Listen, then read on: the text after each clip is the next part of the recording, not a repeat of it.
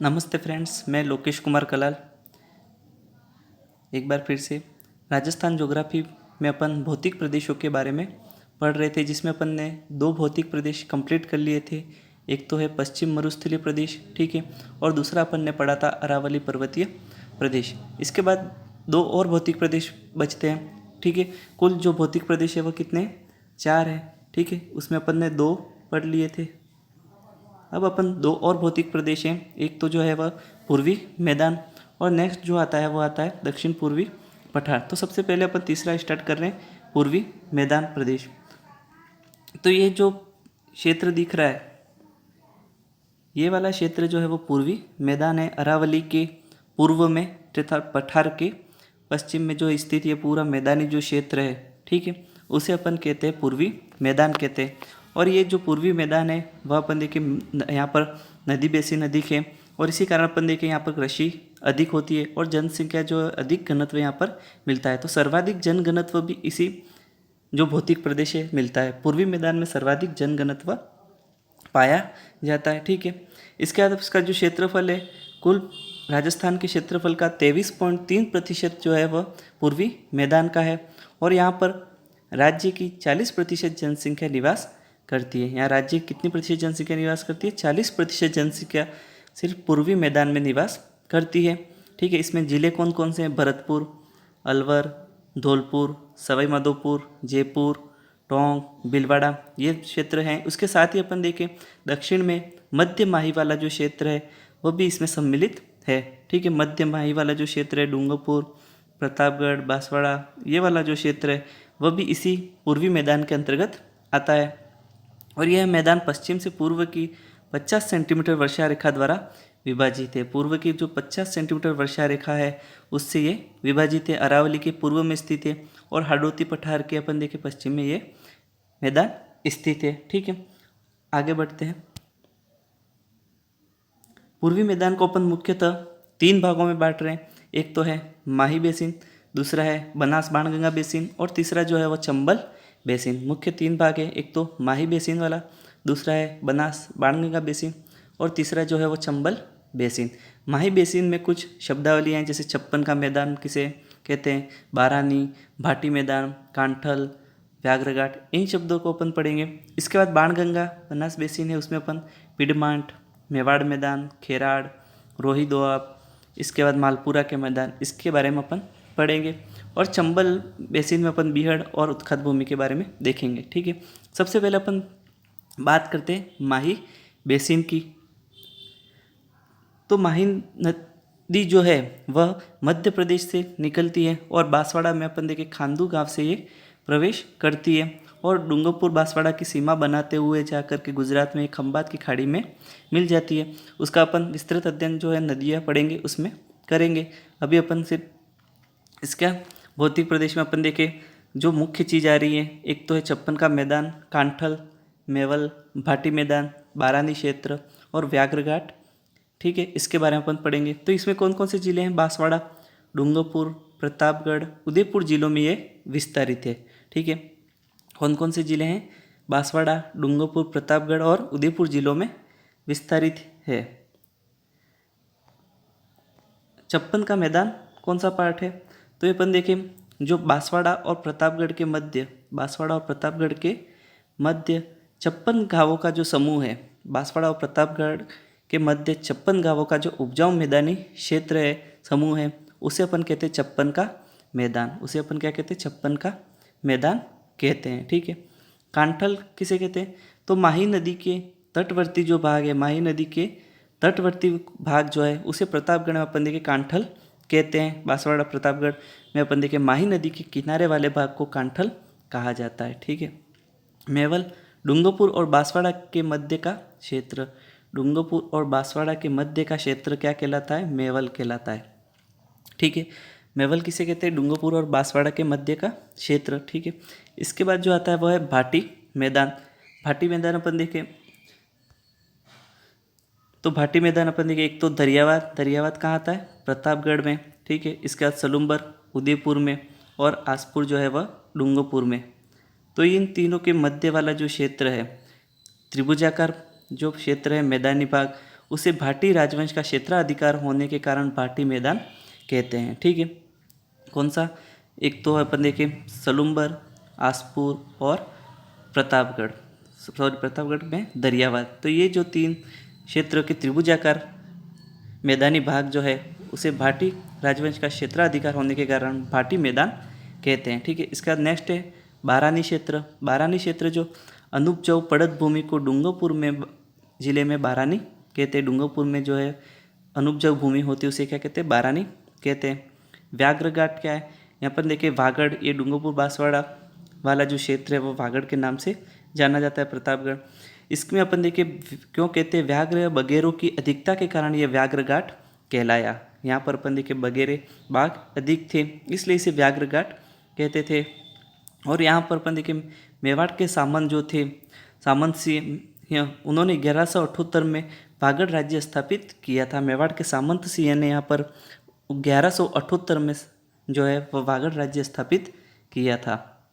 ठीक है, अपन देखें इधर ये माही नदी है, उसमें अपन देखें एक तरफ जो पश्चिम वाला क्षेत्र है वो तो है डूंगरपुर, और उसका जो पूर्वी वाला क्षेत्र जो है वह बांसवाड़ा।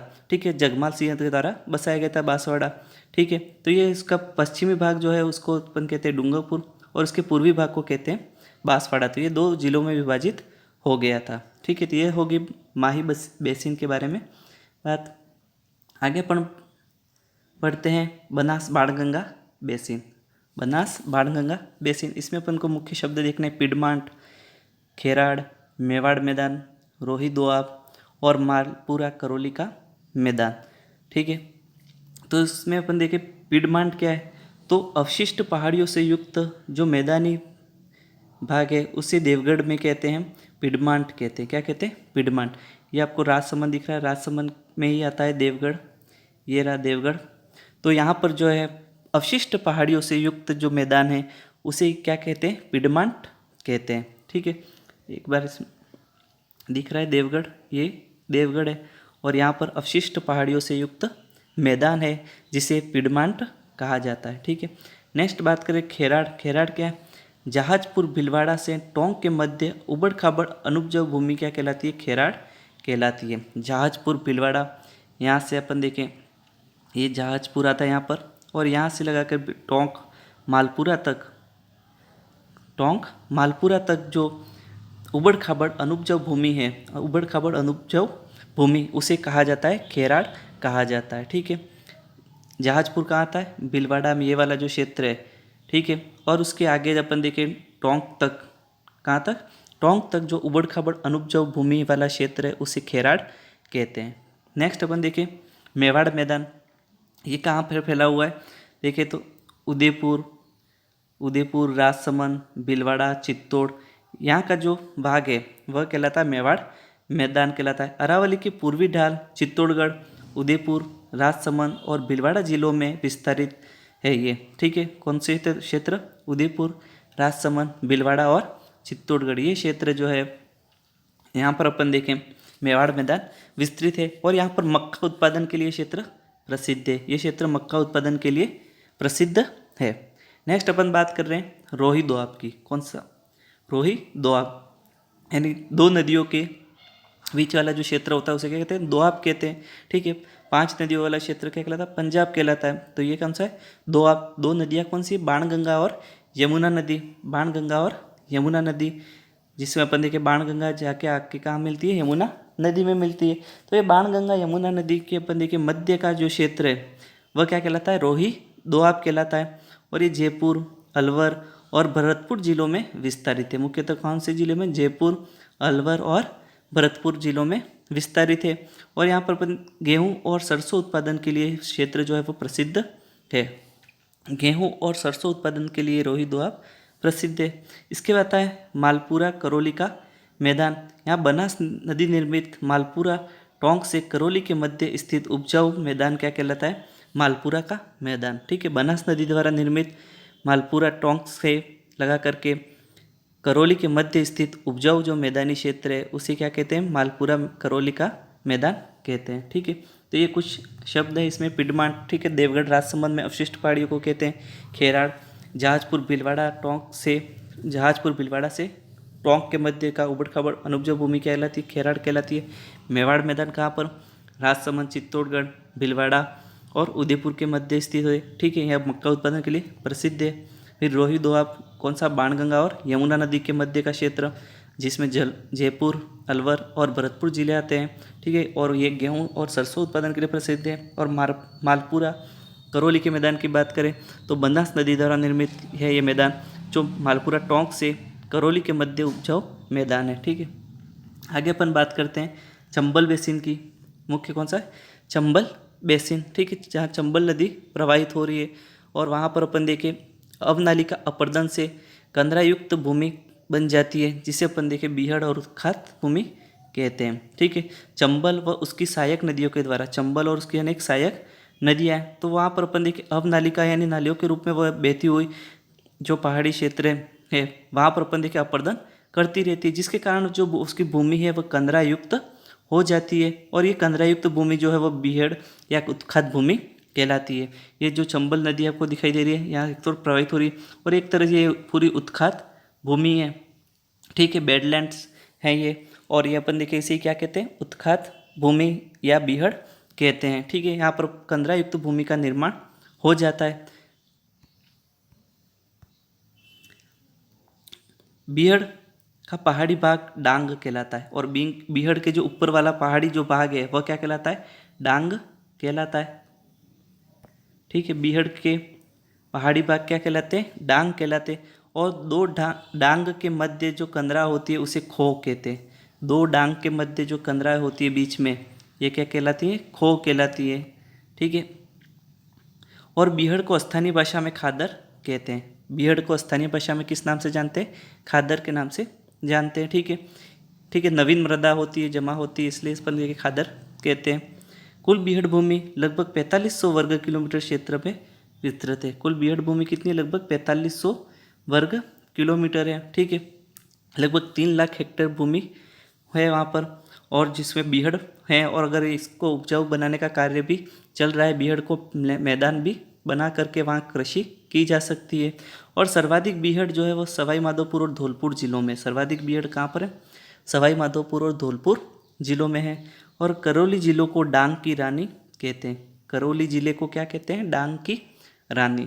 ठीक है, इसके बाद एक कार्यक्रम भी चलाया गया था, डांग विकास कार्यक्रम, जिसके तहत अपन देखिए डांग को कृषि योग्य बनाने के लिए कार्य भी किए गए थे। डांग क्षेत्रीय विकास कार्यक्रम जो चलाया गया था वह 1995 चरणों में प्रारंभ हुआ था। कब प्रारंभ हुआ था, 1995 और चरणों में ये कार्यक्रम प्रारंभ हुआ था। लेकिन क्या हुआ, 2001-2 में इसे बंद कर दिया गया। 2001-2 में बजट में इसको प्रस्ताव पास नहीं हुआ और इसकी वजह से इसको वहीं पर बंद कर दिया गया। और इसे पुनः जो है शुरू करने के लिए 2004-5 बजट में घोषणा की गई। वापस इसे शुरू करने के लिए घोषणा कब की गई, 2004-5 के बजट में की गई और 2005-6 में इसे पुनः शुरू कर दिया गया। ठीक है, ध्यान में रखना। तो इसको जो पुनः शुरू किया गया था डांग क्षेत्रीय विकास कार्यक्रम, वो 2005-6 में किया गया था।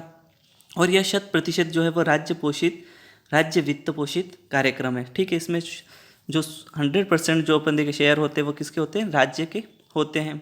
ठीक है, वर्तमान ये में है, यह 8 जिलों में संचालित है। ठीक है, मुख्यतः अपन देखें एक तो कोटा संभाग और दूसरा जो है अपन देखें भरतपुर संभाग में ये संचालित है। ठीक है, तो उसके 4-4 दोनों के 4-4 संभाग के दोनों जिले हैं, 4 जिले भरतपुर संभाग के और 4 जिले जो हैं वो कोटा संभाग के, जिसमें भरतपुर, करौली, सवाई माधोपुर और धौलपुर भी है। ठीक है, भरतपुर, करौली, सवाई माधोपुर और धौलपुर। और कोटा संभाग के 4 जिले कोटा, बूंदी, झालावाड़ और बारा। तो ऐसे कुल 8 जो जिले हैं वहाँ पर ये कार्य संचालित किया गया है, कार्यक्रम डांग विकास कार्यक्रम संचालित है। ठीक है, कौन से 8 जिले, भरतपुर, करौली, धौलपुर, सवाई माधोपुर और कोटा संभाग के कोटा, बूंदी, झालावाड़ और बारा। इन जिलों में ये डांग क्षेत्रीय विकास कार्यक्रम संचालित है। ठीक है, एक बार इसे फिर से देख लेते।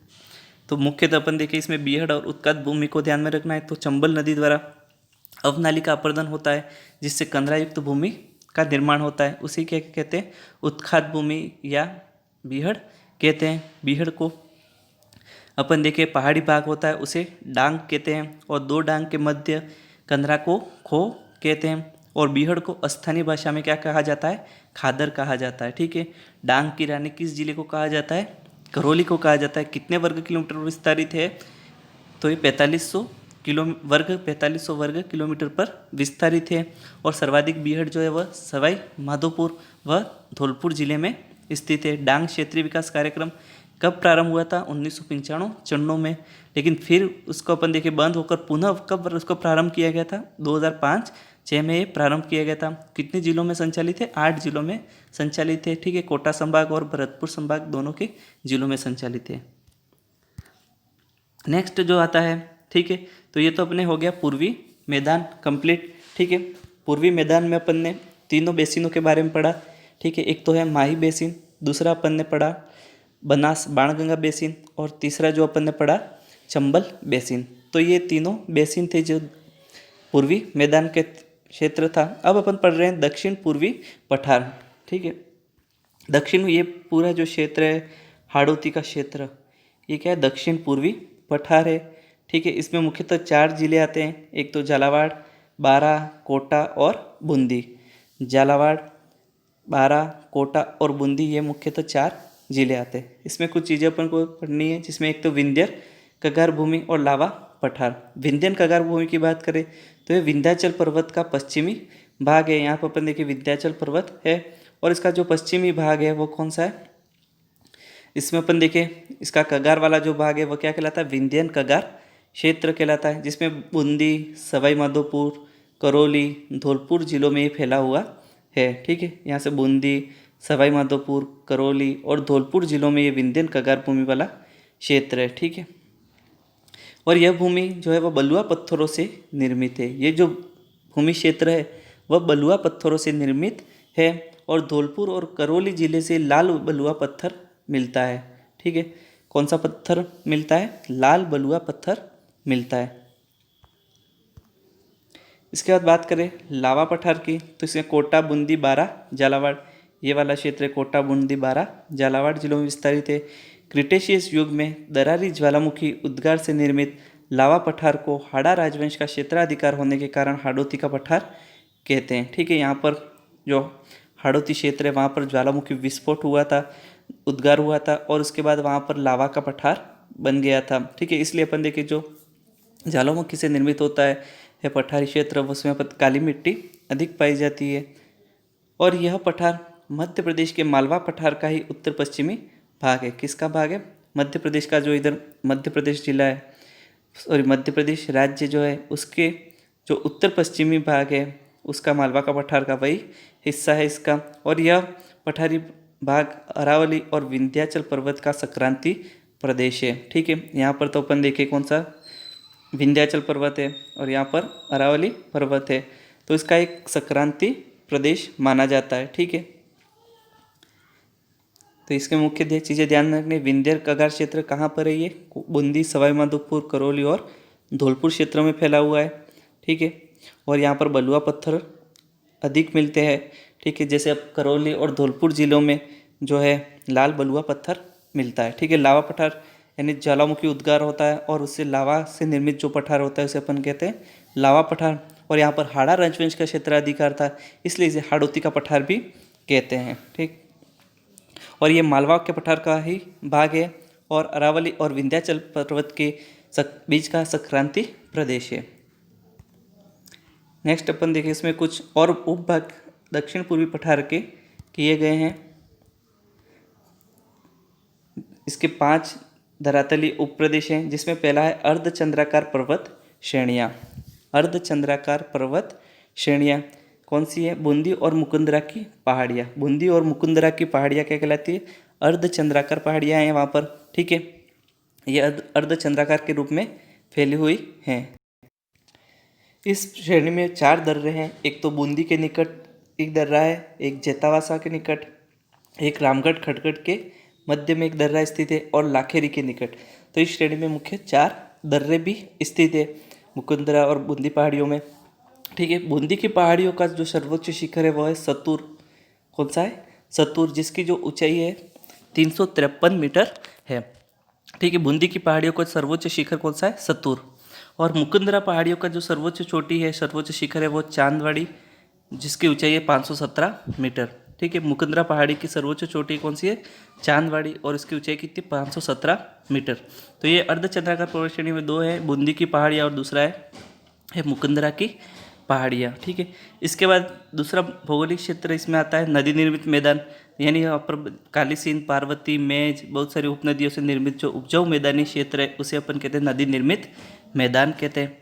तीसरा धरातलीय उप प्रदेश है शाहबाद का उच्च क्षेत्र। ठीक है। 12 जिले के पूर्वी भाग में विस्तारित है। शाहबाद का उच्च क्षेत्र जो है वह 12 जिले के विस्तार है, 12 जिले में इसका विस्तार है। और इसका जो सर्वोच्च शिखर जो है वह है कस्बा थाना, 456 मीटर। इसका जो सर्वोच्च शिखर है वो कौन सा है? कस्बा थाना, 456 मीटर। और यहाँ पर महत्वपूर्ण है ये, रामगढ़ कस्बे के निकट घोड़े की नाल की आकृति की पर्वत श्रेणियाँ हैं और इसके मध्य में एक छोटी सी झील है। तो ठीक है, घोड़े के नाल की आकृति की पर्वत श्रेणियाँ कहाँ पर है? रामगढ़ कस्बे में। ठीक है, 12 में है स्थित है। ठीक है, शाहबाद का उच्च क्षेत्र में ये आता है। रामगढ़ कस्बे के निकट घोड़े के नाल की आकृति की पर्वत श्रेणियाँ यहाँ पर स्थित हैं। ठीक है, एग्जाम में पूछा गया सवाल है। और झालावाड़ का पठार जो है वो मालवा पठार जो है उसके ही उत्तरी भाग है। और डंग गंगाधर उच्च भूमि जो है वह झालावाड़ पठार के दक्षिणी पश्चिमी भाग में डंग गंगाधर उच्च भूमि स्थित है। ठीक है, तो ये इसके 5 उप प्रदेश भी हैं। प्रश्न इसमें पूछा जा सकता है कि डंग गंगाधर उच्च भूमि क्षेत्र कौन से प्रदेश में स्थित है? तो ये कौन सा? दक्षिण पूर्वी पठारी प्रदेश में स्थित है। ठीक है, तो इस प्रकार के जो है इसको 5 धरातलीय उप प्रदेशों में विभाजित किया गया है। इसमें कुछ चीज़ें महत्वपूर्ण है, जिसमें मुकुंदरा और बूंदी की पहाड़ियाँ कैसी अर्धचंद्राकार रूप में फैली हुई है। बूंदी की पहाड़ियों का सर्वोच्च शिखर कौन सा है? सतूर, जो कितना मीटर है? 353 मीटर। ठीक है, मुकुंदरा पहाड़ियों का सर्वोच्च चोटी कौन सी है? चांदवाड़ी, जिसकी ऊंचाई है 517 मीटर है। ठीक है, शाहबाद का जो उच्च क्षेत्र है उसका सर्वोच्च शिखर कौन सा है? कस्बा थाना, जिसकी ऊंचाई 456 मीटर। ठीक है, और रामगढ़ के निकट, कस्बे के निकट घोड़े के नाल की आकृति की जो है पर्वत श्रेणियाँ मिलती हैं। ठीक है, शाहबाद उच्च क्षेत्र में। और झालावाड़ का पठार मालवा के पठार का उत्तरी भाग है। और डंग गंगाधर की उच्च भूमि वाला जो भाग है वो भी किस में आता है? दक्षिण पूर्वी पठार के क्षेत्र के अंतर्गत आता है। ठीक है, तो ये अपने जो मुख्य थे 4 भौतिक प्रदेश वो कंप्लीट होते हैं। धन्यवाद। ठीक है, अगले वीडियो में हम इसके कुछ महत्वपूर्ण प्रश्न उत्तर करेंगे। धन्यवाद।